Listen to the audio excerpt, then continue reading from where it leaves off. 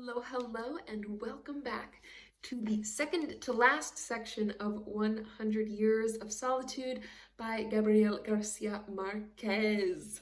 Hope you've enjoyed this one. I can't believe we're almost at the end. If you're just joining us for the first time, hi, I'm Julie. I read books over here.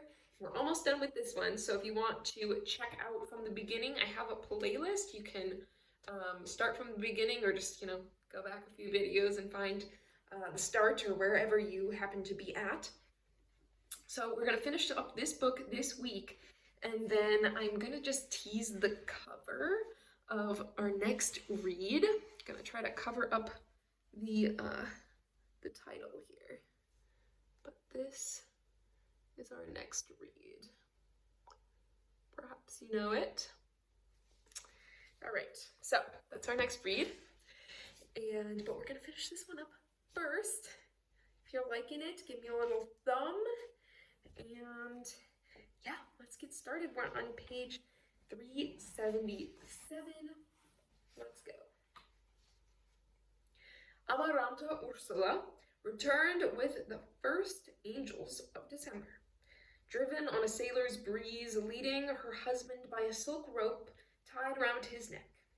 She appeared without warning, wearing an ivory-colored dress, a string of pearls that reached almost to her knees, emerald and topaz rings, and with her straight hair in a smooth bun held behind her ears by swallowtail brooches. The man whom she had married 6 months before was a thin, older Fleming with the look of a sailor about him. She had only to push open the door to the parlor to realize that her absence had been longer and more destructive than she had imagined. "Good Lord!" she shouted, more gay than alarmed. "It's obvious that there's no woman in this house." The baggage would not fit on the porch. Besides Fernando's old trunk, which they had sent her off to school with, she had 2 upright trunks, 4 large suitcases, a bag for her parasols, 8 hat boxes, a gigantic cage with 100 canaries, and her husband's velocipede, broken down in a special case which allowed him to carry it like a cello. She did not even take a day of rest after the long trip. She put on some worn denim overalls that her husband had brought along with other automotive items and set about on a new restoration of the house. She scattered the red ants who had already taken possession of the porch, brought the rose bushes back to life, uprooted the weeds, and planted ferns, oregano, and begonias again in the pots along the railing. She took charge of a crew of carpenters, locksmiths, and masons who filled in the cracks in the floor, put doors and windows back on their hinges, repaired the furniture, and whitewashed the walls inside and out, so that 3 months after her arrival, one breathed once more the atmosphere of youth and festivity that had existed during the days of the pianola. No one in the house had ever been in a better mood at all hours and under any circumstances, nor had anyone ever been readier to sing and dance and toss all items and customs from the past into the trash. With a sweep of her broom, she did away with the funeral mementos and piles of useless trash and articles of superstition that had been piling up in the corners, and the only thing she spared, out of gratitude to Ursula, was the daguerreotype of Remedios in the parlor. "My, such luxury!" she would shout, dying with laughter. "A 14-year-old grandmother!" When one of the masons had told her that the house was full of apparitions, and that the only way to drive them out was to look for the treasures they had left behind, she replied amid loud laughter that she did not think it was right for men to be superstitious. She was so spontaneous, so emancipated, with such a free and modern spirit, that Aureliano did not know what to do with his body when he saw her arrive. My, he shouted happily with open arms. "Look at how my darling cannibal has grown." Before he had a chance to react, she had already put a record on the portable photograph she had brought with her and was trying to teach him the latest dance steps. She made him change the dirty pants that he had inherited from Colonel Aureliano Buendia, and gave him some youthful shirts and 2-toned shoes, and she would push him into the street when he was spending too much time in Melquiades's room. Active, small, and indomitable like Ursula, and almost as pretty and provocative as Remedios the Beauty, she was endowed with a rare instinct for anticipating fashion. When she received pictures of the most recent fashions in the mail, they only proved that she had not been wrong about the models that she designed herself and sewed on Amaranta's primitive pedal machine. She subscribed to every fashion magazine, art publication, and popular music review published in Europe, and she had only to glance at them to realize that things in the world were going just as she had imagined they were. It was incomprehensible why a woman with that spirit would have returned to a dead town burdened by dust and heat, and much less with a husband who had more than enough money to live anywhere in the world, and who loved her so much that he let himself be led around by her on a silk leash. As time passed, however, her intention to stay was more obvious, because she did not make any plans that were not a long way off, nor did she do anything that did not have as an aim the search for a comfortable life and a peaceful old age in Macondo. The canary cage showed that those aims were made up on the spur of the moment, remembering that her mother had told her in a letter about the extermination of the birds. She had delayed her trip several months until she found a ship that stopped at the Fortunate Isles, and there she chose the finest 25 pairs of canaries, so that she could repopulate the skies of Macondo. That was the most lamentable of her numerous frustrated undertakings. As the birds reproduced, Amaranta Ursula would release them in pairs, and no sooner did they feel themselves free than they fled the town. No sooner did they feel themselves free than they fled the town. She tried in vain to awaken love in them by means of the bird cage that Ursula had built during the first reconstruction of the house. Also in vain were the artificial nests built of esparto grass in the almond trees, and the bird scene strewn about the roofs, and arousing the captives so that their songs would dissuade the deserters, because they would take flight on their first attempt and make a turn in the sky, just the time needed to find the direction to the Fortunate Isles. A year after her return, although she had not succeeded in making any friends or giving any parties, Amaranta Ursula still believed that it was possible to rescue the community which had been singled out by misfortune. Gaston, her husband, took care not to antagonize her, although since that fatal noon when he got off the train, he realized that his wife's determination had been provoked by a nostalgic mirage. Certain that she would be defeated by the realities, he did not even take the trouble to put his velocipede together. But he set about hunting for the largest eggs among the spider webs and the masons had knocked down, and he would open them with his fingernails and spend hours looking through a magnifying glass at the tiny spiders that emerged.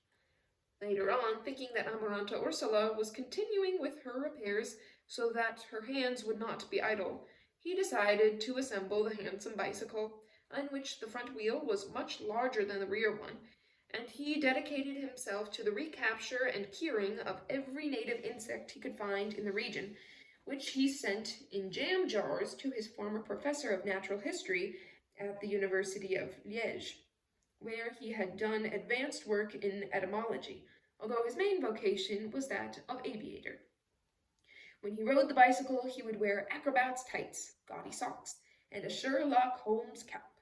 But when he was on foot, he would dress in a spotless, natural linen suit, white shoes, a silk bow tie, a straw boater, and he would carry a willow stick in his hand. His pale eyes accentuated his look of a sailor, and his small mustache looked like the fur of a squirrel. Although he was at least 15 years older than his wife, his alert determination to make her happy and his qualities as a good lover compensated for the difference.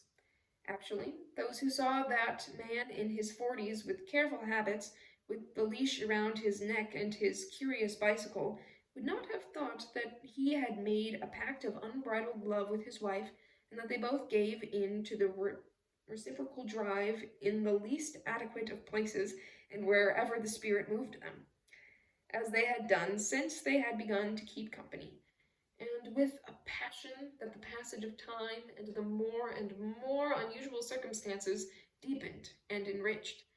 Gaston was not only a fierce lover with endless wisdom and imagination, but he was, perhaps, the first man in the history of the species who had made an emergency landing and had come close to killing himself and his sweetheart simply to make love in a field of violence. They had met 2 years before they were married, when the sports biplane in which he was making rolls over the school where Amaranta Ursula was studying made an intrepid maneuver to avoid the flagpole, and the primitive framework of canvas and aluminum foil was caught by the tail on some electrical wires. From then on, paying no attention to his leg in splints, on weekends he would pick up Amaranta Ursula at the nuns' boarding house where she lived, where the rules were not as severe as Fernanda had wanted, and he would take her to his country club. They began to love each other at an altitude of 1,500 feet in the Sunday air of the moors, and they felt all the closer together as the beings on earth grew more and more minute. She spoke to him of Macondo as the brightest and most peaceful town on earth, and of an enormous house scented with oregano, where she wanted to live until old age with a loyal husband and 2 strong sons who would be named Rodrigo and Gonzalo, never Aureliano and Jose Arcadio, and a daughter who would be named Virginia and never Remedios. She had evoked the town idealized by nostalgia with such strong tenacity that Gaston understood that he would not get married unless he took her to live in Macondo.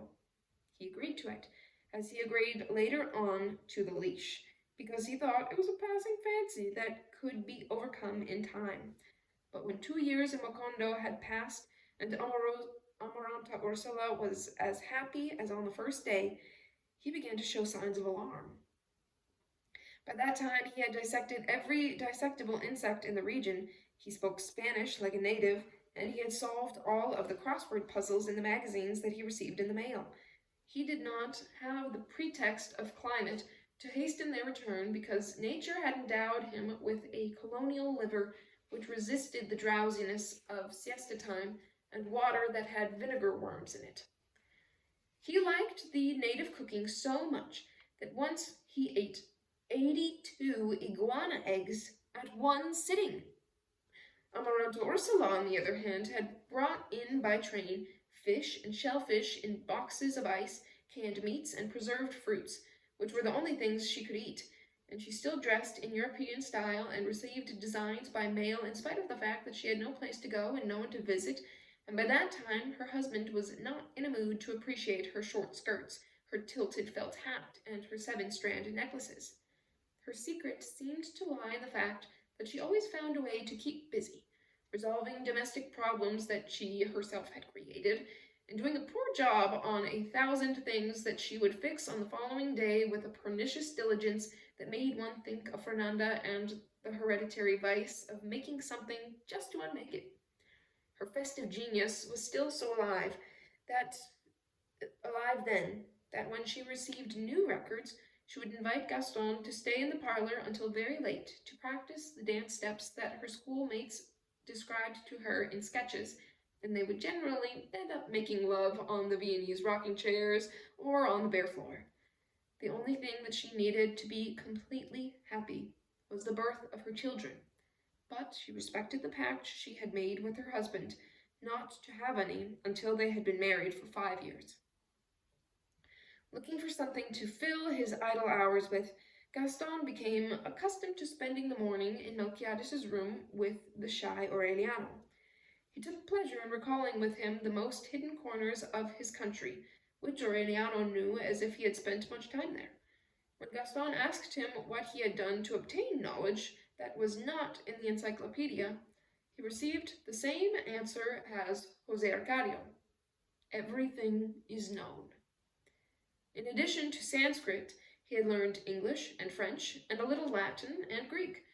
Since he went out every afternoon at that time, and Amaranta Ursula had set aside a weekly sum for him for his personal expenses, his room looked like a branch of the wise Catalonian's bookstore.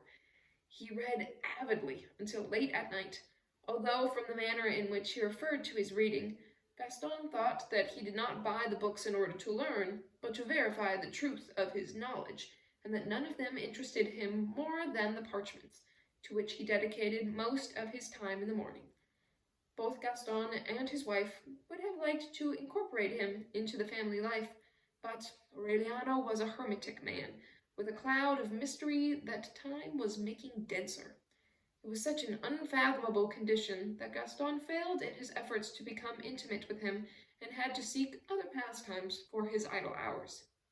It was around that time that he conceived the idea of establishing an airmail service.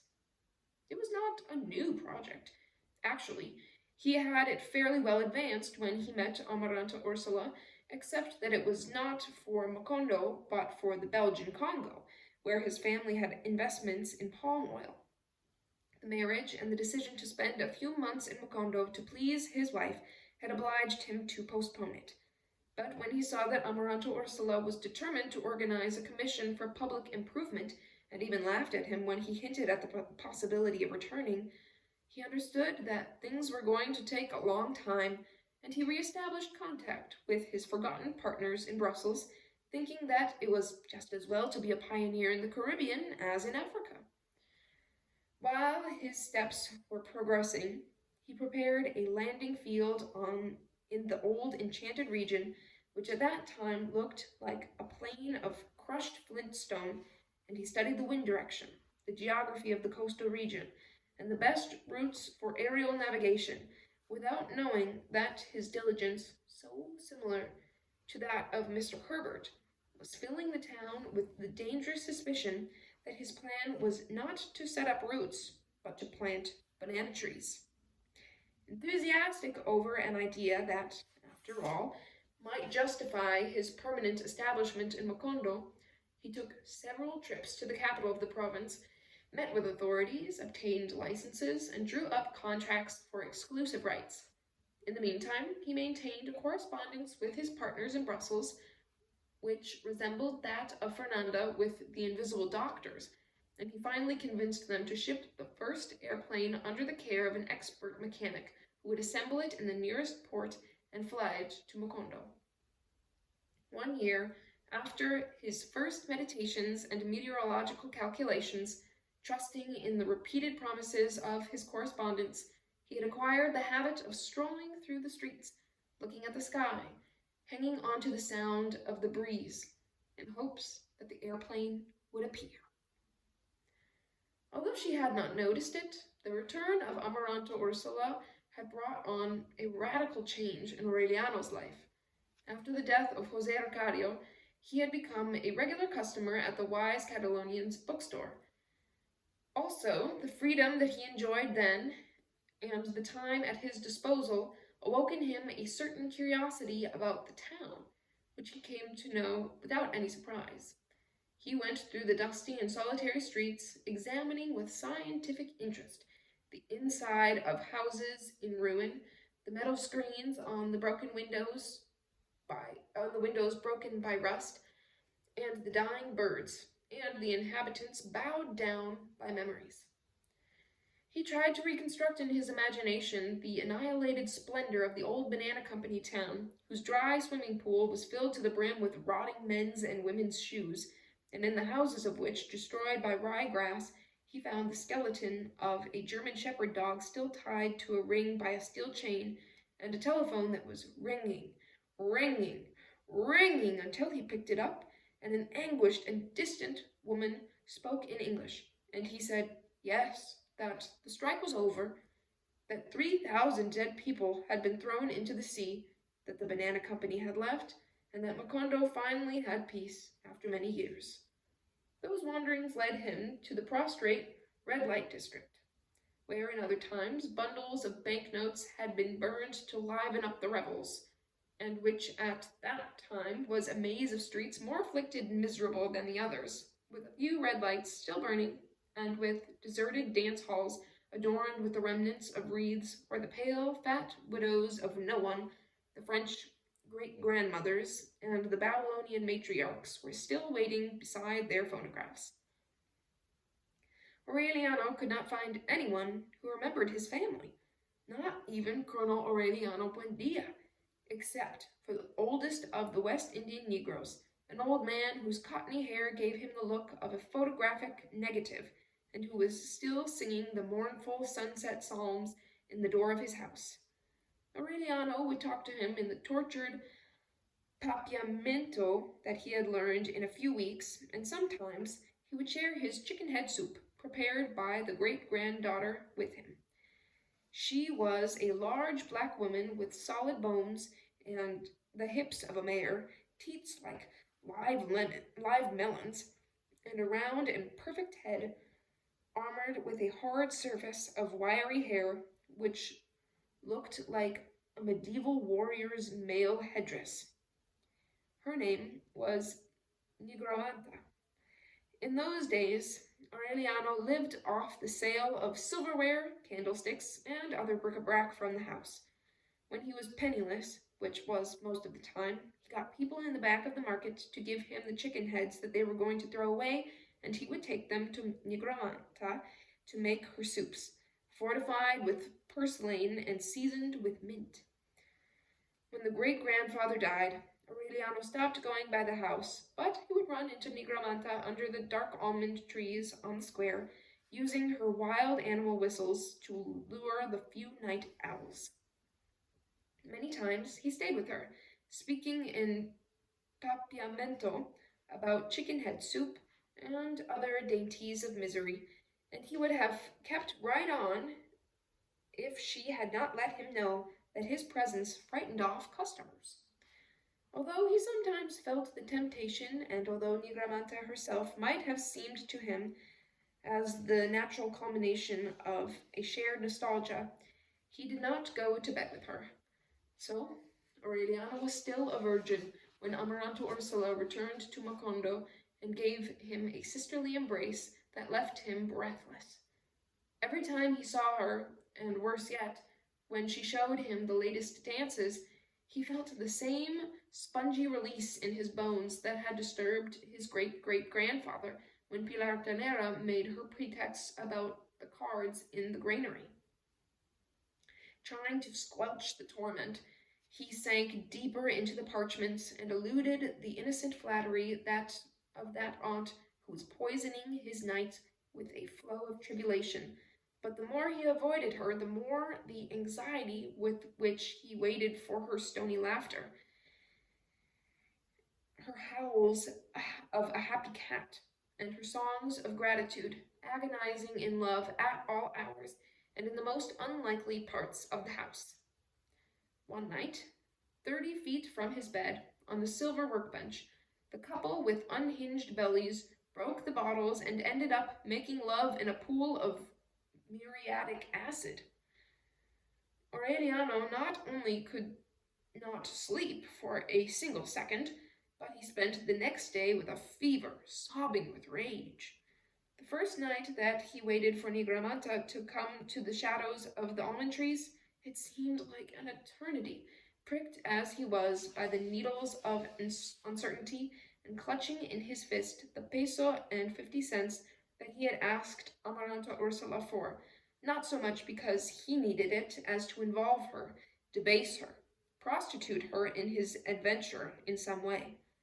Nigromanta took him to her room, which was lighted with false candlesticks, to her folding cot with the bedding stained from bad loves, and to her body of a wild dog, hardened and without a soul, which prepared itself to dismiss him as if he were a frightened child.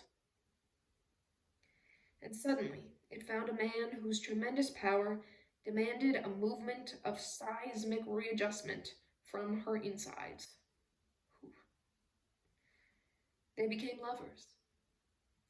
Aureliano would spend his mornings deciphering parchment, and at siesta he would go to the bedroom where Nigromanta was waiting for him, to teach him first how to do it, like earthworms, then like snails, and finally like crabs, until she had to leave him and lie in wait for vagabond loves.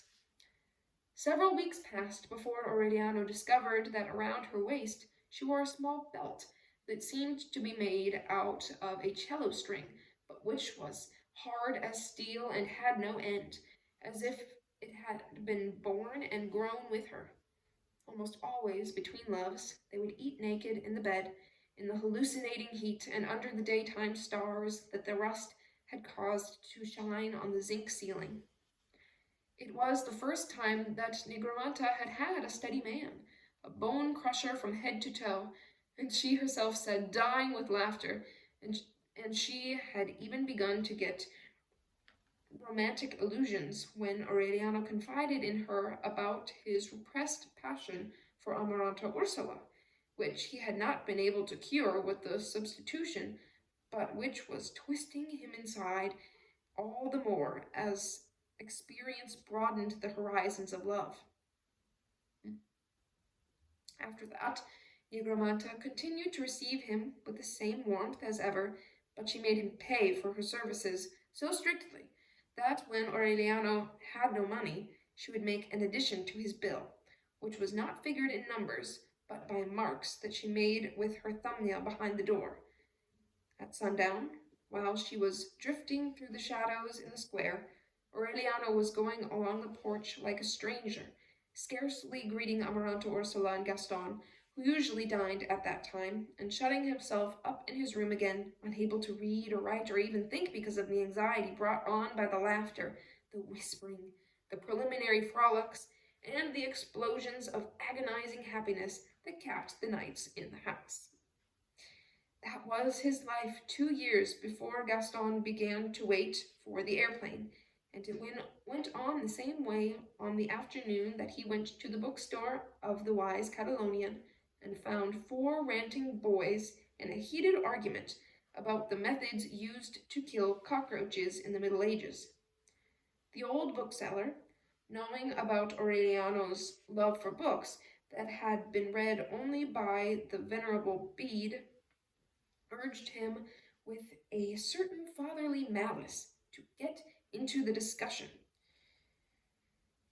And without even taking a breath, he explained that the cockroach, the oldest winged insect on the face of the earth, had already been the victim of slippers in the Old Testament, but that since the species was definitely resistant to any and all methods of extermination, from tomato slices with borax to flour and sugar, and with its 1,603 varieties, had resisted the most ancient, tenacious, and pitiless persecution that mankind had unleashed against any living thing since the beginnings, including man himself, to such an extent that just as an instinct for reproduction was attributed to mankind, so there must have been another, one more definite and pressing, which was the instinct to kill cockroaches.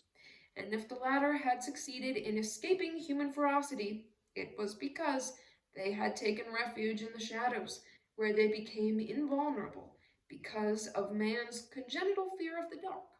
But, on the other hand, they became susceptible to the glow of noon, so that, by the Middle Ages already, and in present times, and per omnia secula seculorum, the only effective method for killing cockroaches was the glare of the sun. That encyclopedic coincidence was the beginning of a great friendship. Aureliano continued getting together in the afternoon with the 4 arguers, whose names were Alvaro, German, Alfonso, and Gabriel. The first and last friends that he ever had in his life. For a man like him, holed up in written reality, those stormy sessions that began in the bookstore and ended at dawn in brothels were a revelation.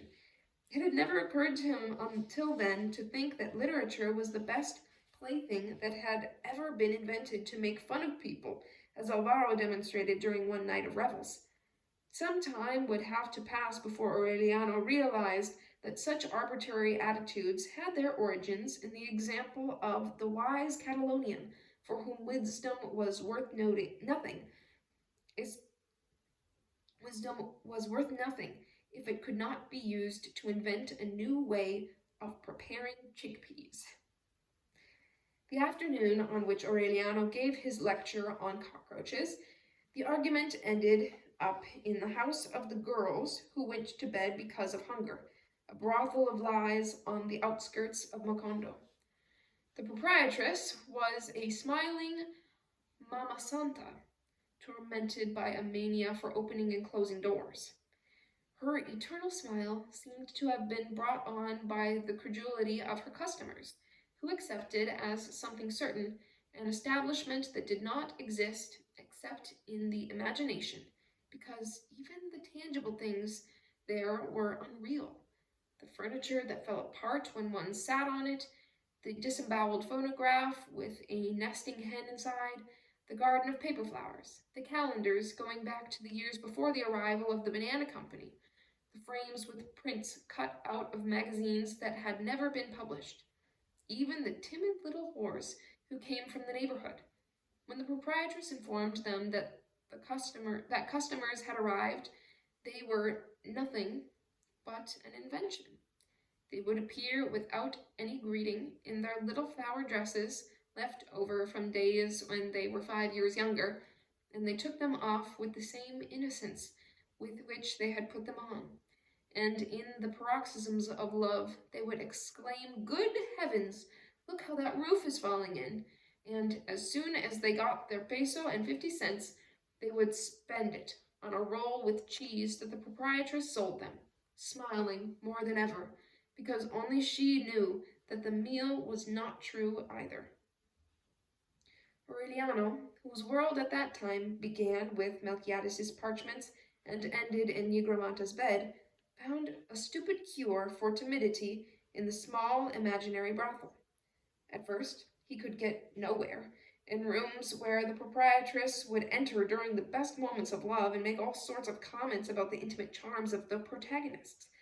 But with time, he began to get so familiar with those misfortunes of the world that on one night that was more unbalanced than the others, he got undressed in the small reception room and ran through the house balancing a bottle of beer on his inconceivable maleness.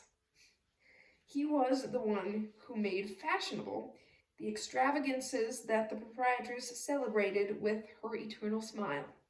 Without protesting, without believing in them, just as when Germain tried to burn the house down to show that it did not exist, and when Alfonso wrung the neck of the parrot and threw it into the pot where the chicken stew was beginning to boil. Although Aureliano felt himself linked to the four friends by a common affection and a common solidarity, even to the point where he thought of them as if they were one person, he was closer to Gabriel than the others. The link was born on the night when he casually mentioned Colonel Aureliano Buendia, and Gabriel was the only one who did not think that he was making fun of somebody. Even the proprietress, who normally did not take part in the conversations, argued with a madman's wrathful passion that Colonel Aureliano Buendia, of whom she had indeed heard speak at some time, was a figure invented by the government as a pretext for killing liberals.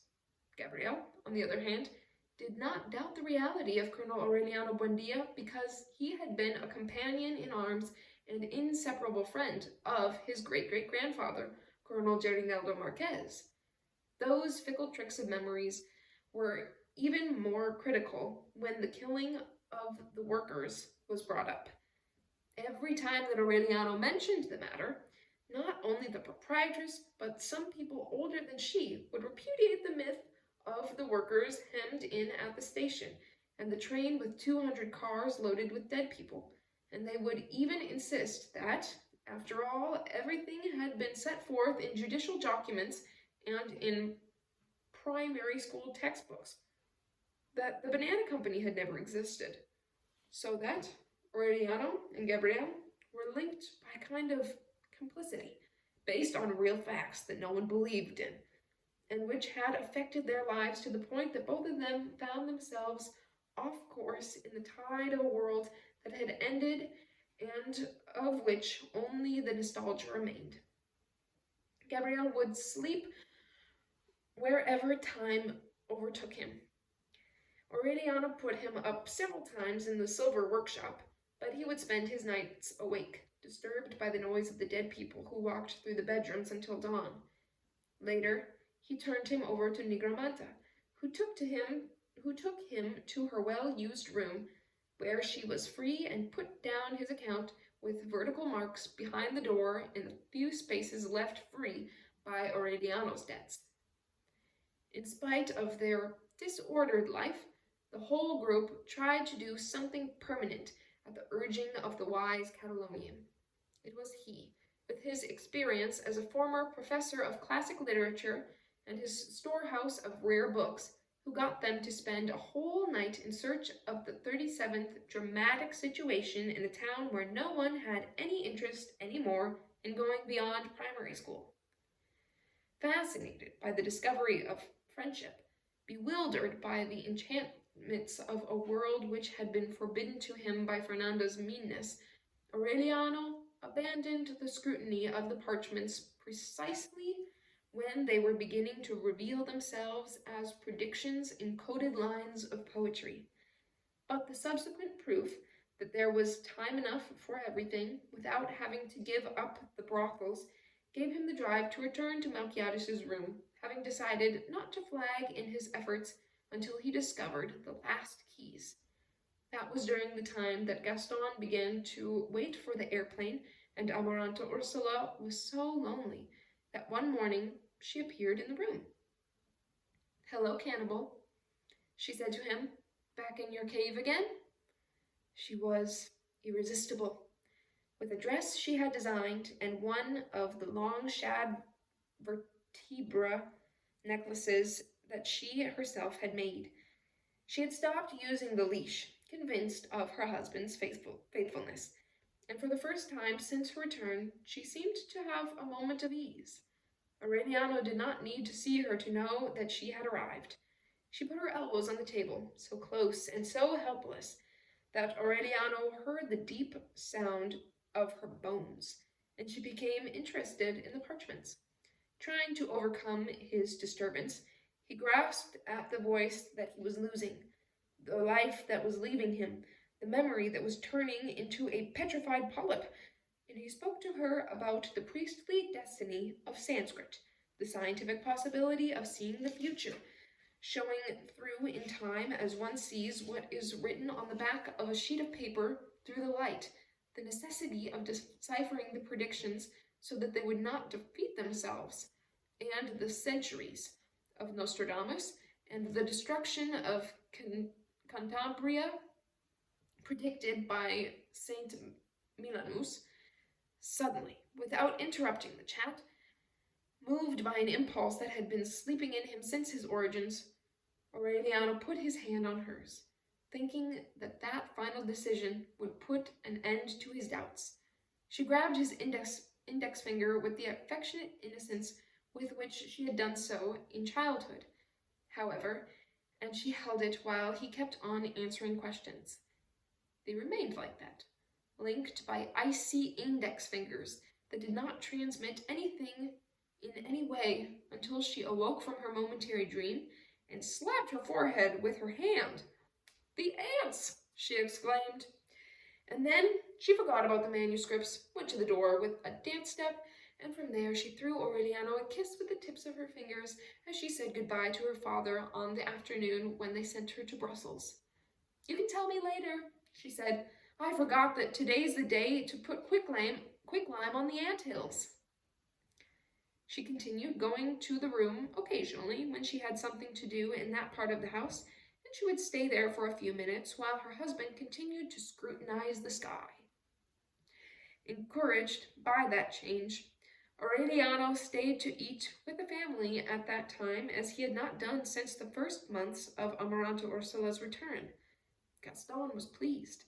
During the conversations after meals, which usually went on for more than an hour, he complained that his partners were deceiving him. They had informed him of the loading of the airplane on board a ship that did not arrive, and although his shipping agents insisted that it would never arrive because it was not on the list of Caribbean ships, his partners insisted that the shipment was correct, and they even insinuated that Gaston was lying to them in his letters. The correspondence reached such a degree of mutual suspicion that Gaston decided not to write again, and he began to suggest the possibility of a quick trip to Brussels to clear things up and return with the airplane. The plan evaporated, however, as soon as Amaranta Ursula reiterated her decision not to move from Macondo, even if she lost a husband. During the first days, Aureliano shared the general opinion that Gaston was a fool on a velocipede, and that brought on a vague feeling of pity. Later, when he obtained deeper information on the nature of men in the brothels, he thought that Gaston's meekness had its origins in unbridled passion. But when he came to know him better and realized that his true character was the opposite of his submissive conduct, he conceived the malicious suspicion that even the wait for the airplane was an act. Then he thought that Gaston was not as foolish as he appeared, but quite the contrary, was a man of infinite steadiness, ability, and patience, who had set about to conquer his wife with the weariness of eternal agreement, of never saying no, of simulating a limitless conformity, letting her become enmeshed in her own web until the day she could no longer bear the tedium of the illusions close at hand, and would pack the bags herself to go back to Europe.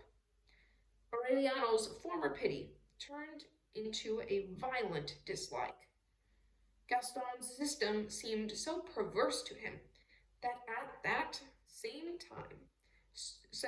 the same time so effective that he ventured Gaston's system seemed so perverse to him, but at the same time so effective that he ventured to warn Amaranta Ursula. She made fun of his suspicions, however, without even noticing the heavy weight of love, uncertainty, and jealousy that he had inside. It had not occurred to her that she was arousing something more than fraternal affection in Aureliano until she pricked her finger trying to open a can of peaches, and he dashed over to suck the blood out with an avidity and a devotion that sent a chill up her spine. "Aureliano," she laughed, disturbed. "You're too suspicious to be a good bat." Then Aureliano went all out, giving her some small orphaned kisses in the hollow of her wounded hand. He opened up the most hidden passageways of his heart and drew out an interminable and lacerated intestine, the terrible parasitic animal that had incubated in his martyrdom. He told her how he would get up at midnight to weep in loneliness and rage over the underwear that she had left to dry in the bathroom. He told her about the anxiety with which he had asked Neogromanta to howl like a cat and sob "Gaston, Gaston, Gaston" in his ear, and with how much astuteness he had ransacked her vials of perfume so that he could smell it on the necks of the little girls who went to bed because of hunger. Frightened by the passion of that outburst, Amaranta Ursula was closing her fingers, contracting them like a shellfish until her wounded hand, free of all pain and any vestige of pity, was converted into a knot of emeralds and topazes and stony and unfeeling bones. "Fool," she said, as if she were spitting. "I'm sailing on the first ship leaving for Belgium." Alvaro had come to the wise Catalonian's bookstore one of those afternoons, proclaiming at the top of his lungs his latest discovery, a zoological brothel. It was called the Golden Child, and it was a huge open-air salon through which no less than 200 bitterns, who told the time with a deafening cackle, strolled at will. In wire pens that surrounded the dance floor and among large Amazonian camellias, there were herons of different colors, crocodiles as fat as pigs, snakes with 12 rattles, and a turtle with a gilded shell who dove in a small artificial ocean. There was a big white dog, meek, and a pederast who would give stud services nevertheless in order to be fed. The atmosphere had an innocent denseness, as if it had just been created, and the beautiful mulatto girls who waited hopelessly among the blood-red petals and the outmoded phonograph records knew ways of love that man had left behind, forgotten in the earthly paradise. The first night that the group visited the greenhouse of illusions, the splendid and taciturn old woman who guarded the entrance in a wicker rocking chair felt that time was turning back to its earliest origins, where among the 5 who were arriving she saw a bony, jaundiced man with Tartar cheekbones, marked forever and from the beginning of the world with the pox of solitude. "Lord, Lord," she sighed, "Aureliano."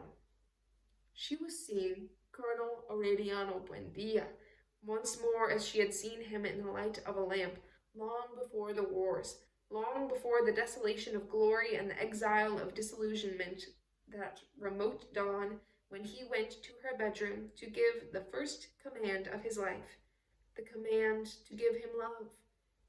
It was Pilar Ternera.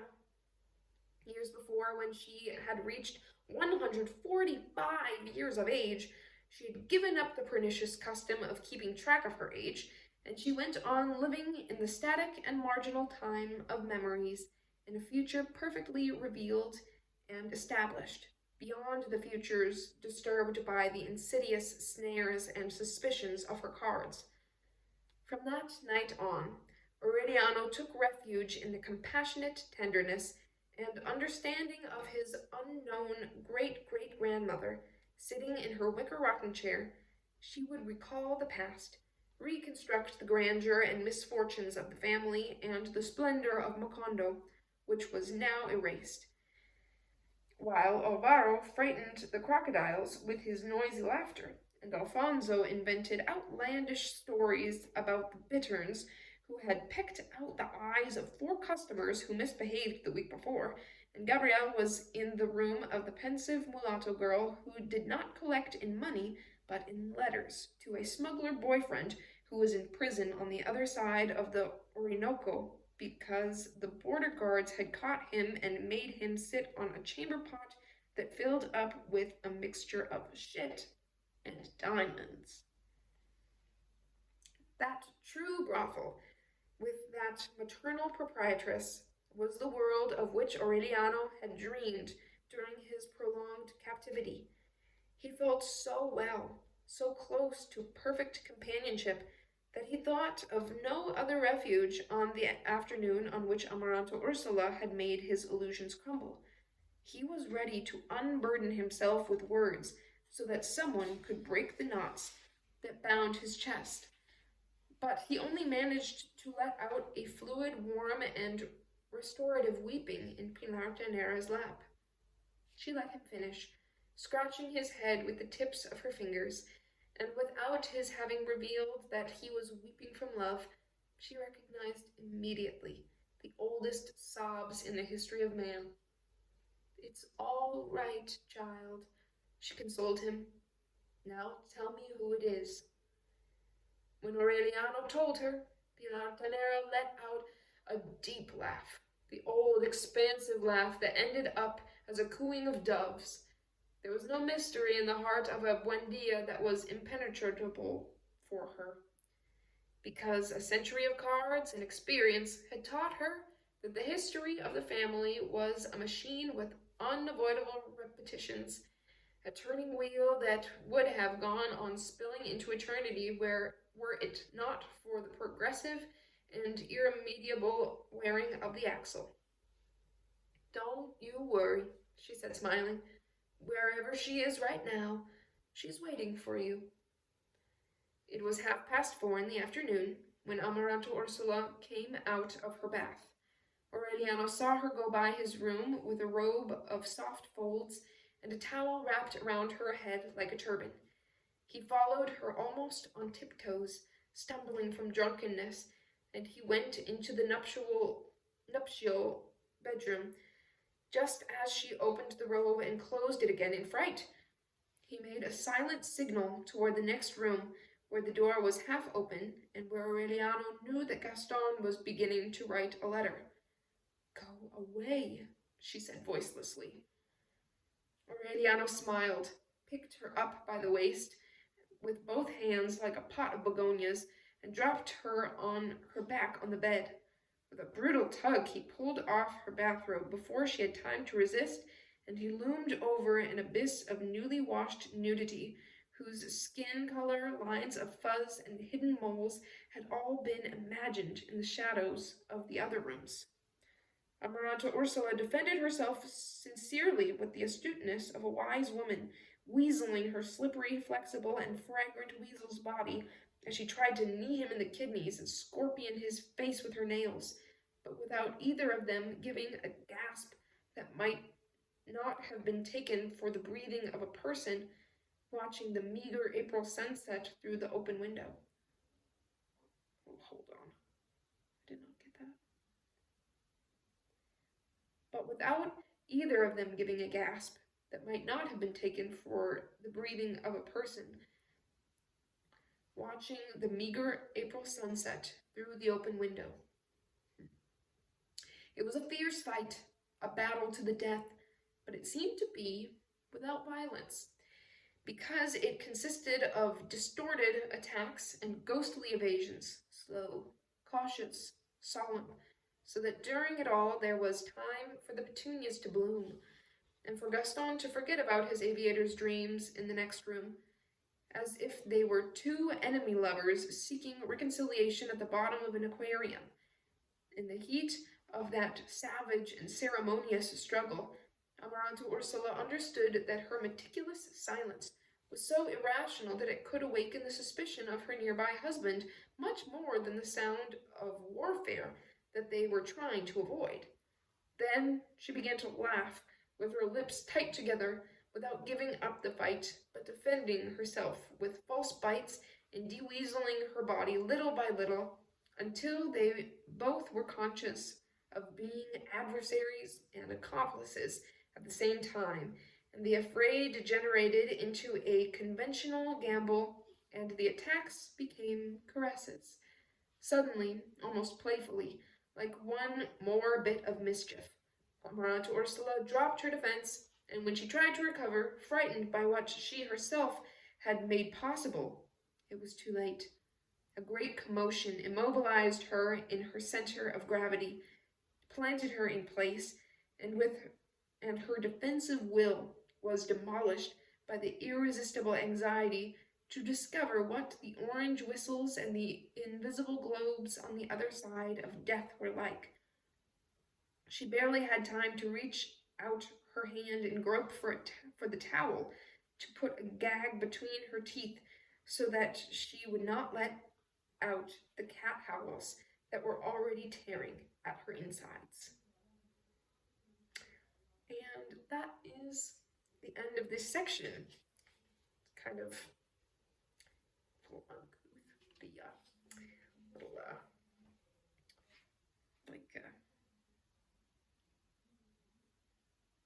oh gosh, I'm forgetting all my words. But anyway, we will pick up on the last section next time, and I will announce the next read next time as well. Hope you enjoy, and I'll see you next time. Bye.